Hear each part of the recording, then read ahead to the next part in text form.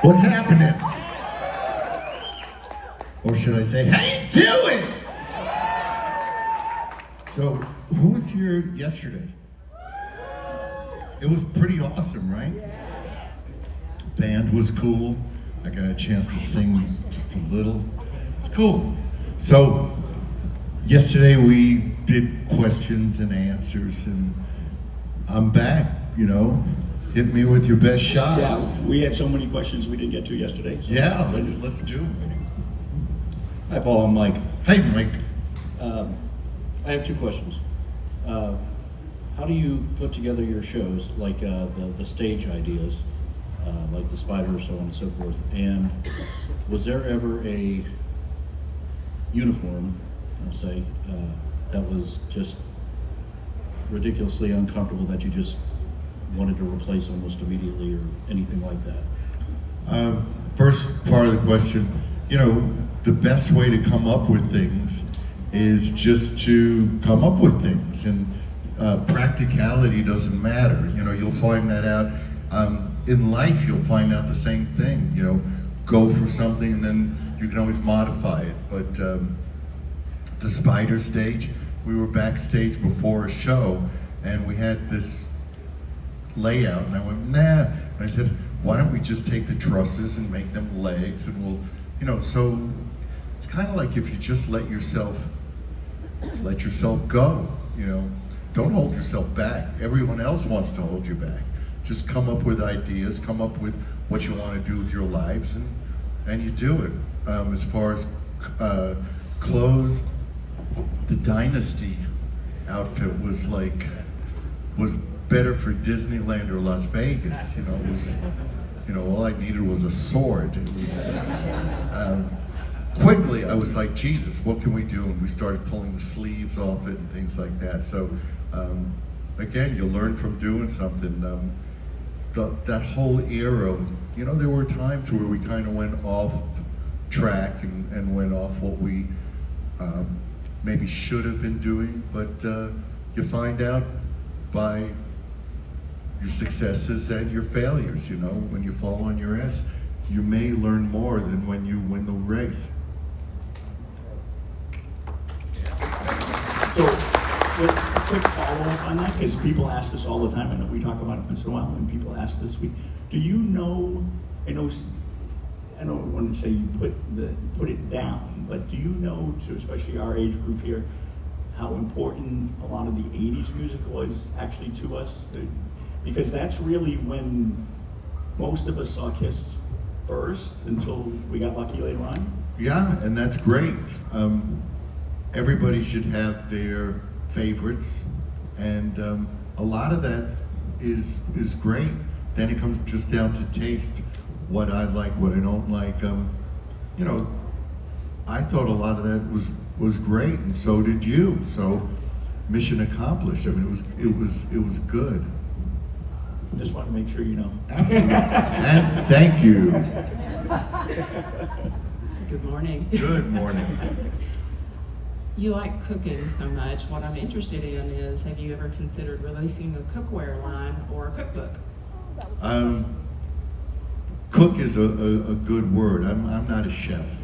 I have friends who are chefs, and that deserves a lot of respect, and I'm a cook. I don't measure things, so it might be hard to say, what to put in, what not to put in. I'm just, I only show you the ones that turn out good. I don't take photos of the trash, when I throw something away. But, it's really pretty cool to make yourself something and sit down and go, if I got this in a restaurant, I'd go back to the restaurant. That happens, thankfully, more often than, Jesus, what was I trying? So, yeah, no cookbooks now, but... Star Child cookware. Star Child cookware. Okay.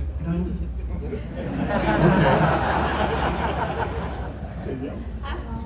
Hi. I'm Danielle from Kentucky. My question is, what made you get into painting? I love, I said it yesterday, you know, a lot of people live their lives going, why? And I go, why not? You know, if something even appeals to you this much, you gotta give it a try.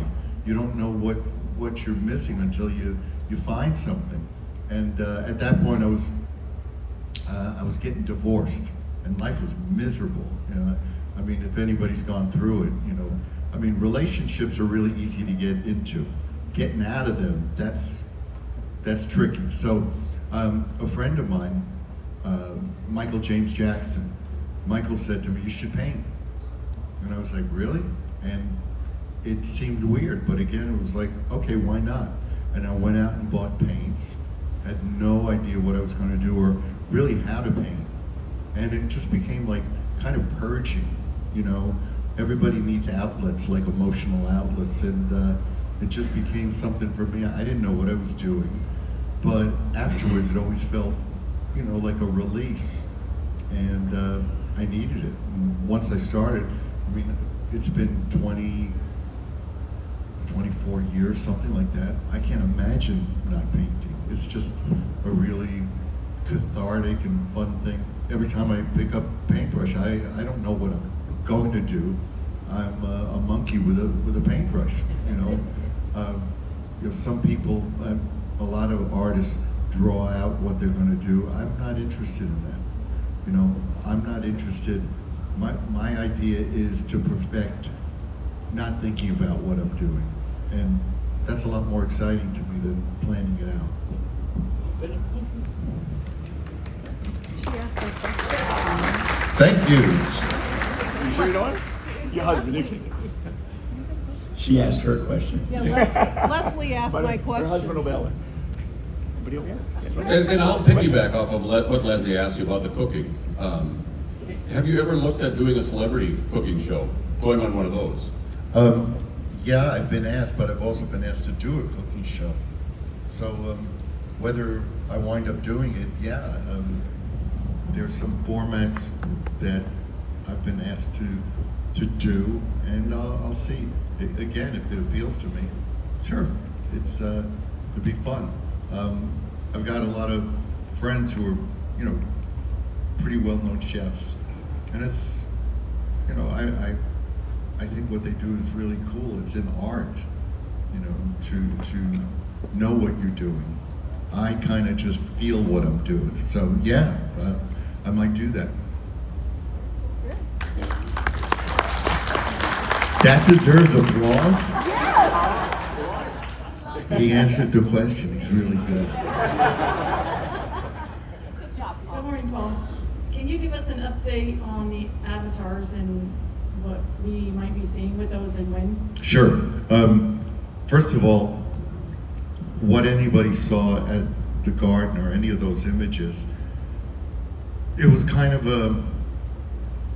it was tough because I wasn't really sure we should do that because the avatars ultimately look nothing like that. The message kind of was things will go on, but not what you saw. The actual avatars I've seen, my avatar looks exactly like me. It looks like a photo. Younger, better looking, but so, you know, it's we're just working to get it right, and all I can tell you is it'll be in Vegas. It'll be what we like to call immersive. When you're in it, you'll be a part of it. You know, people think of the Sphere as immersive. That's not immersive to me. It's just a big screen. You know, temperature and vibration and all that stuff is what makes immersive. And this is pretty exciting. It's far beyond anything that's out there now because technology changes weekly. I mean, what's going on as far as technology? You just have to look at the internet and see. I mean, every day there's a move forward. So they're saying now 2028. I'm hoping, you know, it's real, it's happening, and It's amazing. And the cool thing about it is that even if you're not a Kiss fan, you're going to have to see this. It's just unlike anything anybody's experienced yet. Oh, now you know clap it. Thanks. Hi, Paul. My name's Larry. Hey. First off, I just want to thank you for getting me through high school, because you gave me someone to look up to. Thank you for that. Growing up, my two heroes were Hulk Hogan and you. So I'm very thankful I actually got to meet you. My question is, in 99, you guys did WCW. How did that all come about? And like I said, since I'll never be able to meet Hulk Hogan, I think you guys were around him a little bit. What kind of person was he? And that's it. Thank you. Keith, the mic is a little distorted. Just I want to understand the whole question. So he was asking about how the WCW came about with the Demon and the first wrestler. Again, it's why not? It wasn't going to hurt anybody. It wasn't going to offend anybody. It wasn't going to make anybody sick. So it was like, sure, you know, we did it, and it was cool. It was cool. You know, he's a big guy, that Demon. He's Two, right? yeah. There's been two, and Right now, then a follow-up question. He was a big fan of Hulk Hogan. As you said, Yeah. you and Hulk, and then Hulk. You guys, I don't know how long you hung out with him there, but he was there and took photos with you guys. He was just asking if your interaction, if you know anything about it, was cool. this is really behind the scenes. It's kind of funny. My biggest interaction with him was when he had his hip replaced, and he went home too early, and he just kind of commiserated, was telling me, you know, he was home with his hip replacement and should have been in the hospital. But big guy, man, he was huge, you know, and the way he tore those shirts, that was pretty cool. I gotta come up with something that's gonna make you clap. Hi, Paul. Les from Maryland. I have a question. In regards to your art, who's your favorite artist? And also, as far as your pieces that you've painted over the years, what's your favorites? That's like saying, who's your favorite child? I mean, everything I do, I love, or I don't show it. Favorite artist? Art has been being done for hundreds and hundreds of years. Cavemen were painting on walls. So, you can look at Michelangelo, you can look at Gauguin, you can look at Picasso. Picasso was amazing because he was always creating, and he would create from anything he had. Jean-Michel Basquiat in this century was and is incredible, I think, influence on a lot of art. So.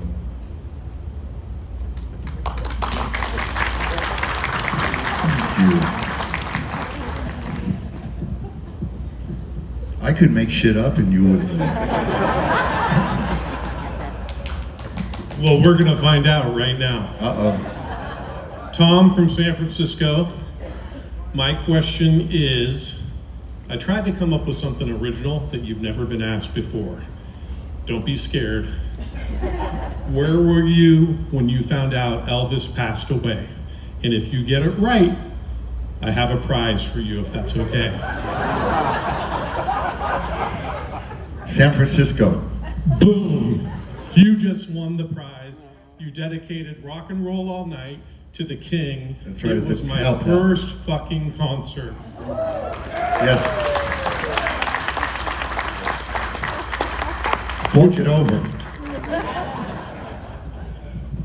Excuse me. You need the mic, or you're good. Never give me a microphone, Paul. I'll remember that. Who says dreams don't come true? Oh, wow. Okay. Oh, how cool is that? This is my buddy Steve. He's on the back. Some of you have this book already.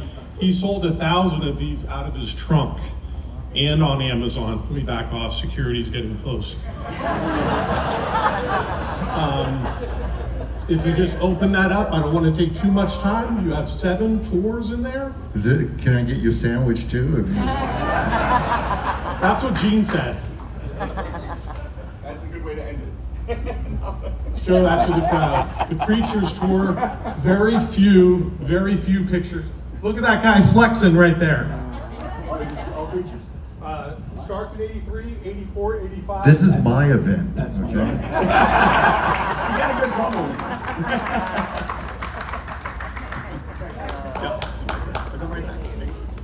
Yes!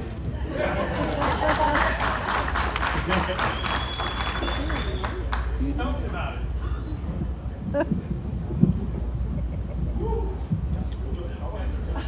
Hi, Paul. Matthew from Indiana. Thanks for coming so much. Like he said, your music really helped me get through a lot in high school, and so I just want to say thank you. I appreciate it. You helped me get through a lot.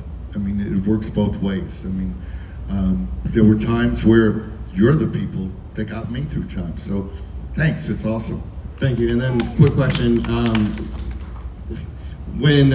If someone discovers Kiss or your music 100 years from now, what do you want your legacy to be and remembered as? Just that they remember is awesome. You know, that we kind of changed performers' attitudes towards music. You know, too many bands and too many performers, I've said it before, thought they were doing you a favor showing up, and you paid. So I think we were kind of a wake-up call to what people wanted and expected in a show. So it doesn't matter whether it's country music now or R&B or anything else. When you go, there's a show, and that's what you should get. It's like you don't go to the grocery store and walk out with an empty bag.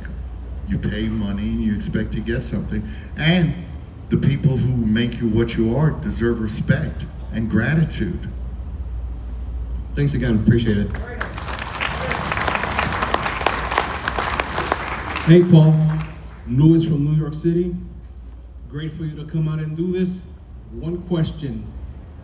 You guys did the cruises, and that was probably one of the greatest things that brought a whole bunch of people together. Are we ever gonna do cruises in the water again? Really want to. What I was saying yesterday was, when we first did it, I was like, who's gonna go on a Kiss cruise? I mean, and it turned out people from 33 countries, and we did 11, 12, depending on how you count. But what happened during that time is everyone else decided, oh, this is a cool idea. And it's crazy, but getting a ship is really difficult now. So last year and this year, we're gonna do it again in Vegas. We'll do the Kiss Cruise Landlocked in Vegas, which is, you know, do we want to get back on a ship? Absolutely, that's really cool. But this year in November, the Landlocked in Vegas Kiss Cruise is going to be that much better. It's going to be so much better than even last year. So we'll be playing, and we're looking really forward to it. So I want to see everybody there. It's going to be cool. Awesome. Thank you, man. Thank you. David, I drove all the way from Minneapolis just to see you. Thank you. Thank you for finally coming. Thank you. And my question is, when you guys removed the makeup in '83, what was the real reason? Was it like too many new characters in the band when you guys got Vinnie Vincent and Eric Carr in the band? Yeah, I mean, look, there's different opinions about what we did and new personas and all that, and some people think it was a good idea and some people don't, and some people think that Eric and Tommy shouldn't have been wearing Peter and Ace's makeup. You know, that's what makes the world, is different opinions, and nobody's saying you have to like the band or come see the band or be a part of anything. You choose that. So at that point, I think people were listening to music with their eyes, and were tired of seeing, particularly tired of seeing Turtle Boy, you know, I mean, things that weren't part of what the foundation of this band is. Peter and Ace and Gene and I are the foundation. Everything we built never could have happened without the four of us. And to keep that tradition ultimately was the right decision. Might make a couple of people unhappy, but everybody, you know, can't be happy all the time. And it was the right decision because stadiums full of people said it was the right decision. And for us, ultimately, we realized that the heart and soul that's behind the persona is more important than who that persona is. And when somebody is not doing it justice, are you better off with that or somebody who picks up the flag and carries it? So also, you know, I think that the band was in turmoil at that point for a lot of reasons, and we needed to find ourselves. And I think for me, the first step was taking off the makeup and then seeing if we deserved to continue. If we couldn't be a band that was successful without makeup, we didn't deserve to be a band. So it was kind of trial by fire. Let's take off what makes us what we were and see what we are. And then ultimately we went full circle and came back to it. And that was its own, you know, its own crisis. After you've done a reunion and that falls apart, you go, okay, what do we do now? And at that point, the majority of people wanted us to continue, and some other people didn't, and that's life. That's like voting. Some people vote for one person, and someone votes for the other. So I think it turned out, look, you're here. Thank you. Hi, Paul. Hi. It's Sophia from Chicago. Hey. I know that you're self-taught in art and music, so I wanted to know if you believe in natural talent or if you think that anyone could just learn how to do something. I think natural talent gives you a tremendous advantage, but you know, there's the tortoise and the hare. There's a story about somebody who's lazy and somebody who works hard. So talent isn't enough. It's the will to succeed, and it's the will to achieve something. So yes, some people have talent and throw it away. I've seen people who had potential for greatness and believed their own hype or believed what people told them, and somebody else won the race. So there's no substitute for hard work. You have a big advantage if you are born with a talent, but you can throw that away, and that's too bad. It's a sin. Thank you. Sure. Hi there, Paul. I know you've had a lot of celebrities you met over the years, and some you've become friends with and neighbors with. I wondered, what are some of your closest celebrity friends, and maybe there's a few that might surprise us? I think a lot of celebrities are idiots, so, you know, it's really funny because around the early 80s, I kind of thought, wow, a lot of musicians don't know anything beyond music or talking about guitars or drums. And so I started hanging out with a bunch of actors. And I thought, my God, these are the same as the musicians. You know, at least most of the group I was hanging around, and I won't use names, but they basically let you talk so that they could talk. So they tolerated listening to you so that then they could tell you what they were doing. But I don't think that a profession correlates with what makes you interesting. I think there's probably people sweeping streets who I probably have more in common with than somebody who's famous.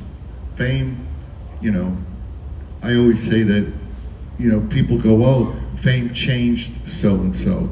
And I go, no, fame allows you to be the asshole you are.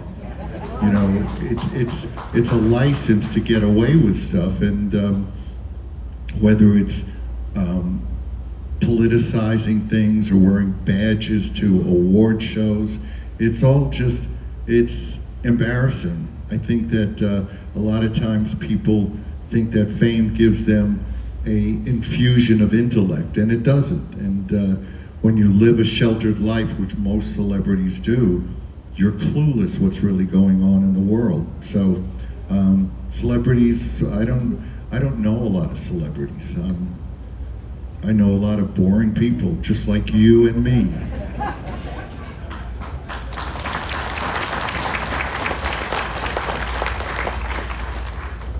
Hey Paul, how you doing? Sal from Long Island. Where? West Babylon. Always come to see you guys wherever you are in the city. Always, or on the island. Just wanted to thank you for all the years, you and the members of the band.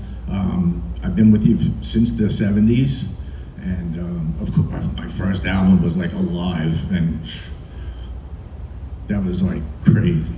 But you guys, I grew with you, and I got to change with you and watch you guys, your success and your progress. And you, I don't know if you realize, as much as we all love you, but you taught us how to push ourselves harder. And I think that you guys were very encouraging in a lot of ways. And I had two questions. Number one, the original four members, what your favorite album was from the original four members. And the second one is the Soul Station. Will you be doing anything with that in the future? Well, first of all, whatever evolution you went through and whatever you've gone through in your lives, I've gone through the same. So I think that what makes us all one and makes us a family together is that we share that stuff. I think that the best secrets are no secrets. When you don't have secrets, you have freedom. And I think over the years I've tried to share with you my life, and you can find out that your life's not that different. A lot of times people feel isolated and alone, that they're going through things by themselves. And the truth is we're all going through stuff together. So you supported me, and I've tried to support you.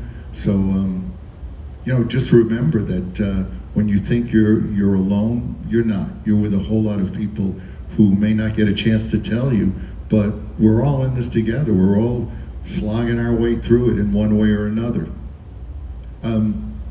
As far as the original lineup, I mean, Kiss Alive is the essence of what this band was and is.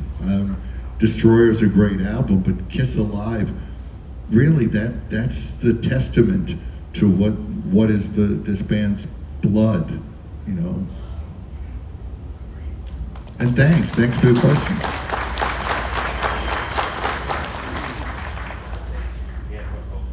Hi, Paul. I think we've all enjoyed the box sets that have come out recently, Destroyer, Creatures, Alive, and Dress to Kill.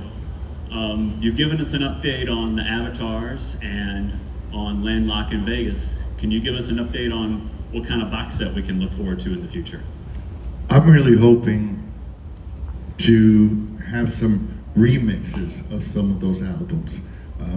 I'd love for Eddie Kramer, I'd love a remix of Rock and Roll Over, or any one of those albums, because they don't sound great. You may love them, but we didn't have the capacity or the facilities or the know-how to really make those albums sound like we did live. The songs are great and the playing is cool, but I just remember listening to those albums and going, that doesn't sound like we did live.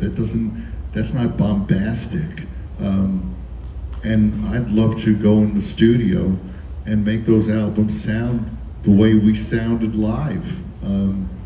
So that's what I'm hoping for. It's great we do these, the box sets are amazing, the books in them are great. I'd like to be able to sit down and go, you know, mission accomplished. We fixed what's wrong with those albums. And you love those albums. I know people love Dress to Kill, and all those albums are classic, but I would love them to sound like I know we sounded. So we'll see, but we're not in charge of any of that at this point, you know. But we do get involved and we do oversee it. So I'd love to see whatever suggested project there is that we do something a little extra on the next one.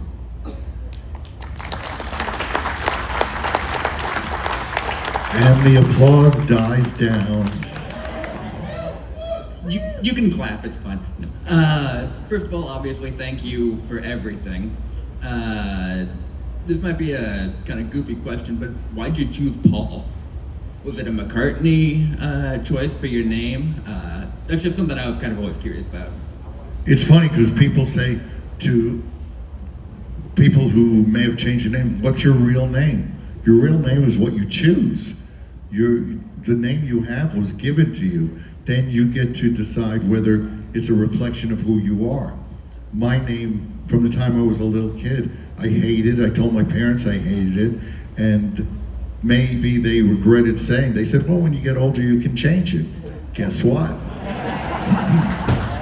So, you know, if you don't like your name, you're not stuck with it. It's you didn't choose it. You choose the clothes you wear. You choose how you cut your hair. You choose all those things about you because they're a reflection of who you are. But your name, you're not stuck with it. You get to change it if you want. So Paul always felt like the right name for me. And, you know, it suits me like my jacket. You know, it's just, it feels right.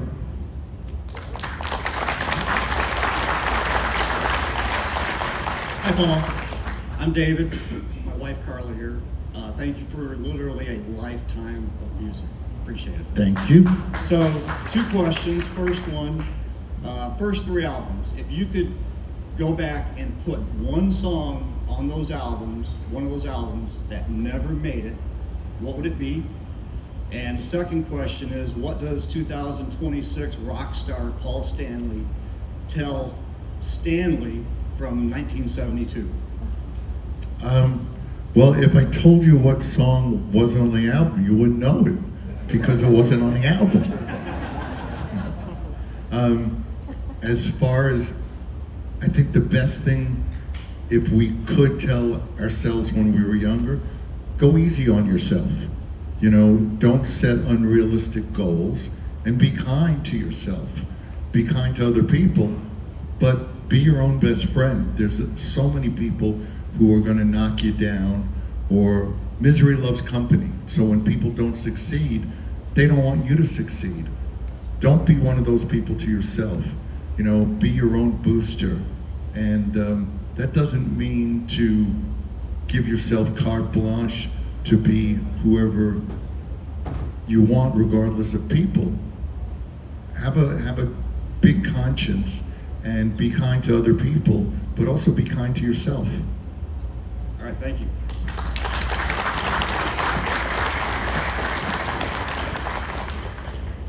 For me? Hi, Paul. It's Eden from Canada. Love the makeup. That's Thank you very so cool. much. Yeah. Thank you. Eric would love that, of course. Thank you. He's my favorite. So, as the younger generation, as the younger, what's so funny? Okay, as the younger generation, I wanted to ask, what's a piece of advice you have for those adamant on following their dreams? A piece of advice for? Those adamant on following their dreams. Dreams are great, but they have to be based in reality. If I had decided to become a nuclear physicist, I'd be homeless, because you can aspire to something, but if it's not within your capacity, you're fooling yourself, and we only get one chance at this. So anything is possible with hard work if it's possible. And you have to decide, you have to almost do an accounting of your pluses and your minuses, what you're good at, and where you fail, you fall short. And then you can decide whether or not what you're aspiring to is something that you love. And if it's something you love and is possible, there's a difference between the two. And look, people thought I was crazy for aspiring and wanting to be what I became. But I knew different. And you have to really do a lot of soul searching because it's dangerous. It's dangerous to pursue a dream because a dream without basis is fantasy. So whatever you want, make sure that it's within your grasp and then grab it. Thank you.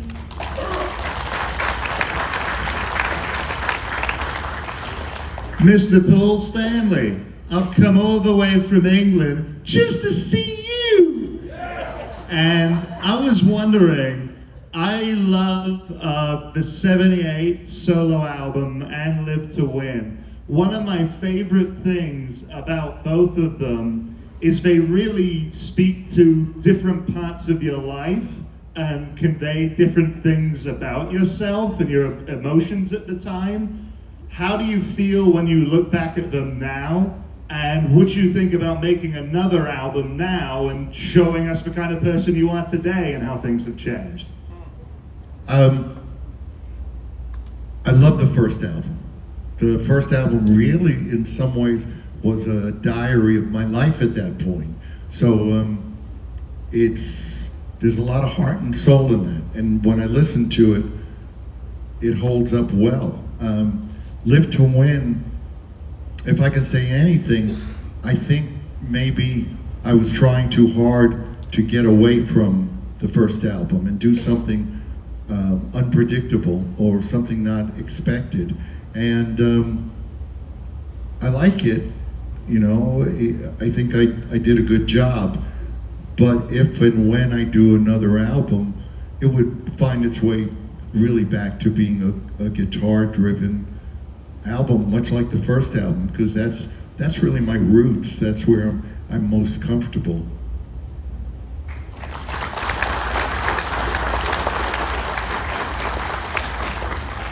Hi, Paul. I'm all the way from Detroit, Michigan. So what I would like to ask is two easy questions. It's May 16th, 1975. You're backstage at Cobo Hall. What were you feeling at the time? And also, is there any update on the Kiss movie that's supposed to be coming out soon? Back then, when we would be ready to go on stage, it really was a do or die mission. It was kind of like getting in the ring and showing why you should be the champ.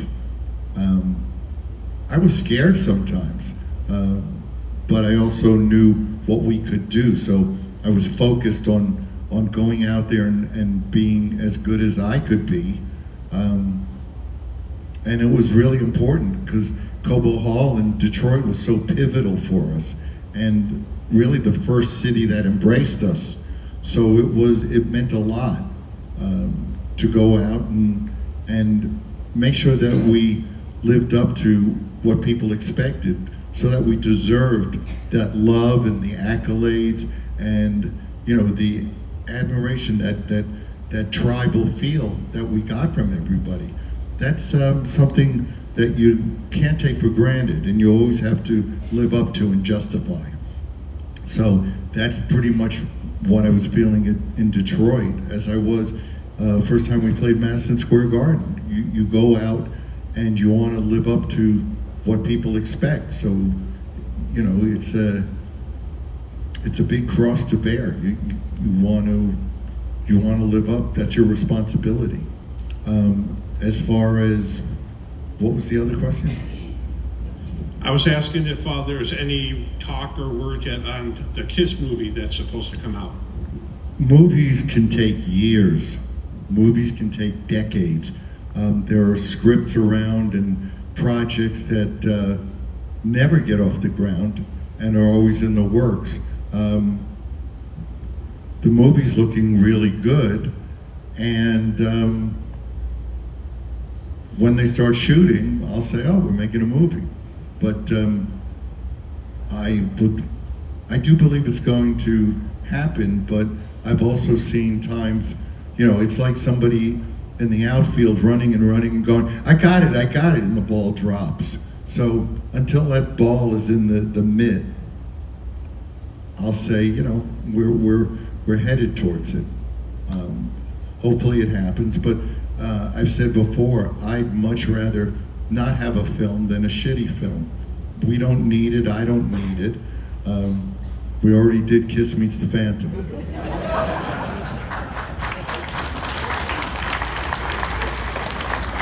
Hi, Paul.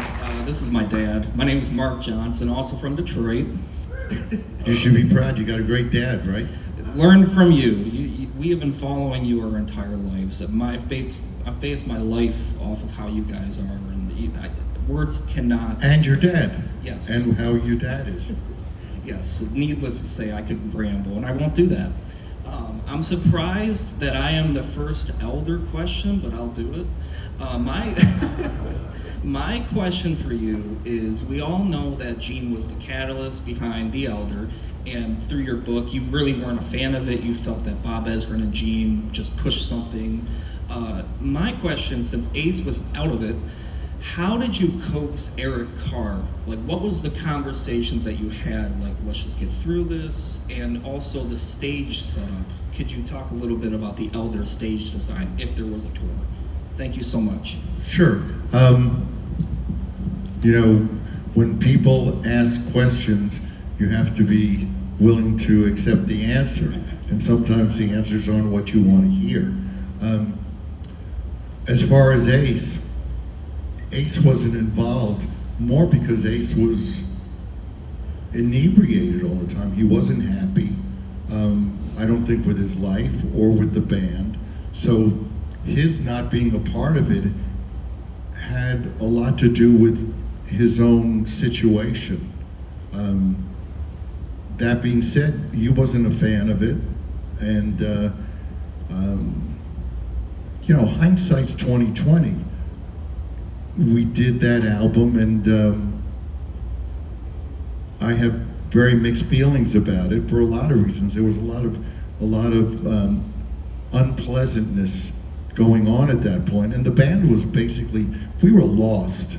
We had gone from being this kick-ass New York rock and roll band to being very famous and also wanting to impress our friends and peers and critics instead of just impressing the people who loved us.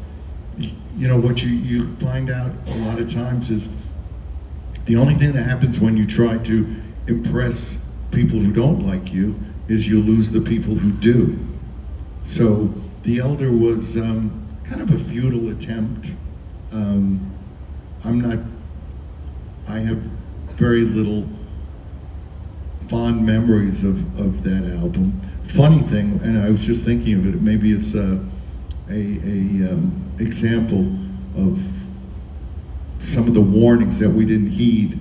The cover is my hand on that door knocker. And they decided, oh, we'll use Paul's hands because he's got nice hands, decent hands, or so I've been told. And the day of the shoot, I shut a window on my finger, so my fingernail was black, and they had to retouch it. Maybe that was a way of saying, get your hand off the cover, and if we were smart, maybe we should have shelved the whole project. It was futile. It was us trying to be something that we weren't for reasons that weren't true to who we were. And it took us a while to get back to who we were. We had to, in a good way, we had to stray. Sometimes you have to get lost to find your way back to where you belong. So there wouldn't have been Creatures of the Night couldn't have happened without the Elder. It was like, by the end of that album, it's like, what the hell are we doing? I remember being on 8th Street in Greenwich Village, walking down the street and going into a record store and seeing the album cover and having a panic attack, going, what the hell did we do? You know, it was, and it's really nobody's fault. It's not Gene's fault. It's not Bob's fault. We were all kind of struggling, trying to figure out who we were and what we were. And Eric was in shock because before that he was a stove repairman, and all of a sudden he's in this band that's known for Love Gun, Detroit Rock City, and all of a sudden, you know, I'm singing like, you know, a bad opera singer. You know, it was, and we're singing about wizards and just stuff that has nothing to do with us. So that's a really long answer for a very short question.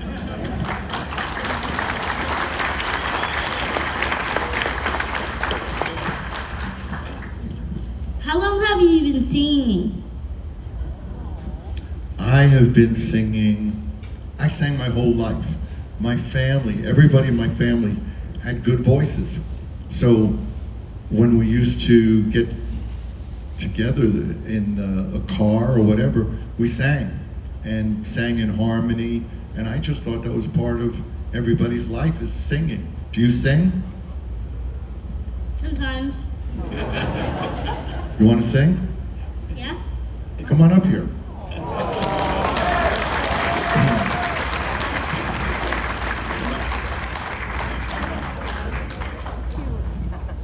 Come on.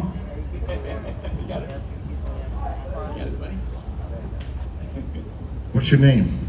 Silas? Come over here. What's your favorite song? Do you have one? Oh, can you sing it for us? Okay.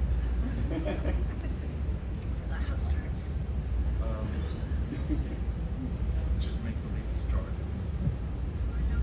What you know about rolling down in the deep when your brain goes numb and you can't even sing when most hearts in slow motion? Yeah, I feel like an astronaut in the ocean. Yeah, what you know about rolling down in the deep when your brain goes numb, can't even breathe when it feels when slow motion? Yeah, I feel like an astronaut in the ocean.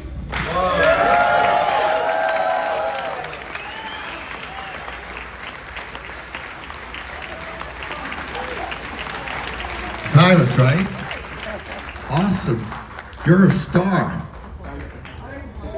That's awesome. Woo! How do I follow that?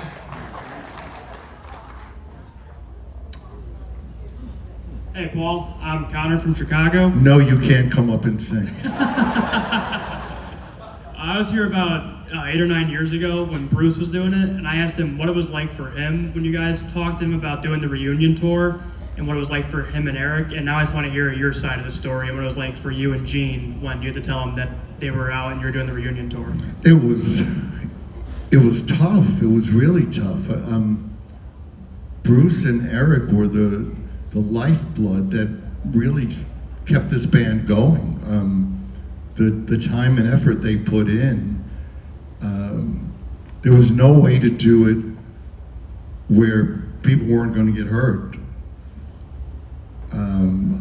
I think that Gene and I owed it to ourselves to explore and go back and see what would happen if we got back together. You know, we spent enough time, if you will, dating Peter and Ace and seeing if we could move forward. And in a perfect world, I thought maybe everybody would learn from mistakes and their lives, and we could get back together and pick up where we left off. In a sense, we did pick up where we left off, and it quickly wasn't fun. But to tell Bruce and Eric that we were going to go forward without them was very tough. Sometimes doing what you know is the right thing to do means that somebody's going to get hurt. That's life. You know, it doesn't make it fun, it doesn't make it easy, but it doesn't mean it's not right. So it was, you know, having the feelings I have for Bruce and Eric, and I'm blessed that Eric came back and has been with us for 30 years, something like that. So, yeah, you can clap. I can't tell you how much Eric has brought to the band. It's you know, he has been a motivating force and somebody who takes a huge amount of pride in his role in the band, and realizing that he wasn't there first, but he's there last. Thank you very much, Paul. Thank you. Hello, Paul. Metal Dan from Monrovia, Indiana, about 10 minutes that way. I've always wanted to ask. Metal is your first name? Yes, Metal Dan. Metal. Did you ever get to meet Elvis or the Beatles or any of your icons growing up? Never met Elvis. I've met some of the Beatles. That's amazing. Just because they're iconic and played a role in my life. I've met some people you meet and you wish you hadn't met them. That's an old story. You know, you can look up to certain people and meet them, and it's a big disappointment. You can meet people and go, what an asshole. You have to be able to separate who somebody is as a performer and as an artist from who they are as people. So, I mean, that being said, you know, I don't like dropping names. Jimmy Page is a fantastic, great person. Probably the greatest musician of the 20th century, I think. And he's just a super guy and an incredible inspiration for me. And somebody in my lifetime I never thought I would know. I was in the audience for Zeppelin in 68, 69. And it was like a religious experience. I mean, the band was so phenomenal. And to have him at our shows and for him to be, you know, blown away by that, and just to be able to hang out and talk, that's part of what makes life so amazing, is you never know what tomorrow has in store for you. So that's been a blessing. And again, everybody you meet isn't going to live up to what you expect. Sometimes they're better to listen to on a record or on the radio or TV, and meeting them can be a big disappointment. Thanks. She's sneaking in, but she's from Japan, so. First of all, thank you for your dedication to the music and then us fans and us fans in Japan. There are and there are 3 Japanese fans here. 私はPaul Stanley です。ポールさん、ありがとう。There are 3 Japanese fans at this expo, so I would like to ask you on behalf of Japanese fans. And since you've been visiting Japan so many times, I'd love to know your impression of Japan and Japanese fans. And is there anything you always eat besides sushi or do when you visit Japan? ありがとうございます。I I love Japan and have since the first time we went, because it's a country with such a deep, deep culture. America is hundreds of years old, where Japan has this very, very fertile history. So the culture is amazing. The people have always been wonderful to us. When we first went, we broke the Beatles record for shows at Budokan. I've gone back with Soul Station and played Japan. So it's a fantastic place. The people are wonderful. I love going out and having shabu shabu, and there's so much great food. The best melon in the world. Strawberries, a lot of good good food, good people, and I'm going to go back, I promise. I have a question, final one. Everybody's talking about legacy. You talk about Elvis Presley, she mentioned the arts. I was lucky to go to the Kennedy Center with you, and I have to ask you this. When the president came to the stage, and this is not political, I love America, I know Gene and Paul do. When he came on the stage and said that it's the highest honor that your country can give you in the arts, and less than 300 people have ever had it, I could care less about the Rock and Roll Hall of Fame. That was so proud moment. How was it for you? Surreal, is the only word that comes to mind.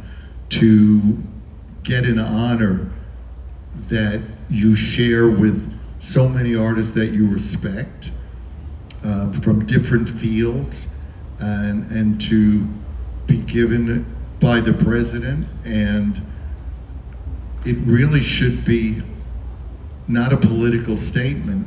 The truth is, when anyone else has received the Kennedy honors, nobody said to them, who did you vote for? It's not about that. And to receive that award and to get those accolades and to be in Washington, D.C., it was, look, I'm a kid who grew up in a one-bedroom apartment, and immigrant parents who dreamed the American dream, and were people who came here to make America greater than it was, and to live all that America has to offer. Not getting political, but there are people who come into the country now who want the country to change to them, instead of them being proud and to assimilate. So being the child of parents who dreamed the American dream and started with very, very little, it was an incredible experience. I only wish that my parents could have been there, and I believe they were. I think our parents, I think, people talk about, why are we here? And I think that when our parents or people that we love are no longer with us, they're in us. Everything that they've done for us, every memory that we have is what keeps them alive.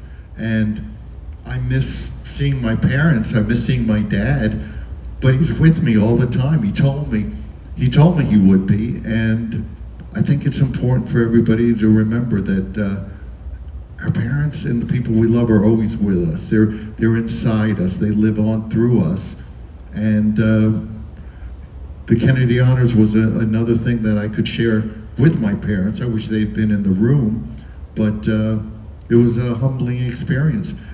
I'm a big believer, while I'm alive, give me the awards. I don't want them at my funeral. I don't want to hear about, in eulogies or obituaries.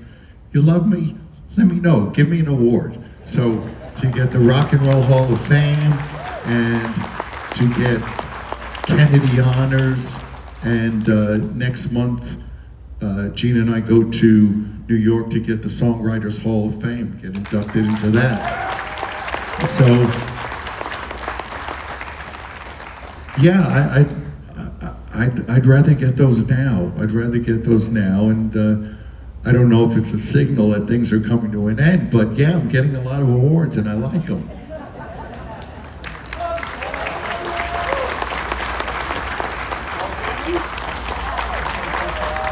Thank you. Thank you so much for being here. It really does mean the world to me. I didn't know what to expect, and I love you all. You've made my life possible, and I hope I've given something back to you. And we'll see you later.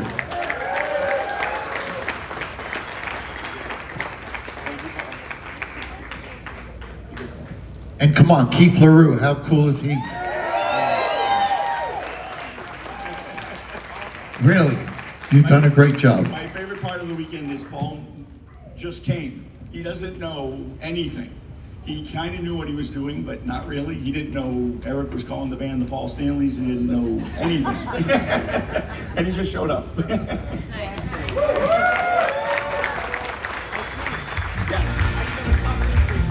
Oh, have to do more.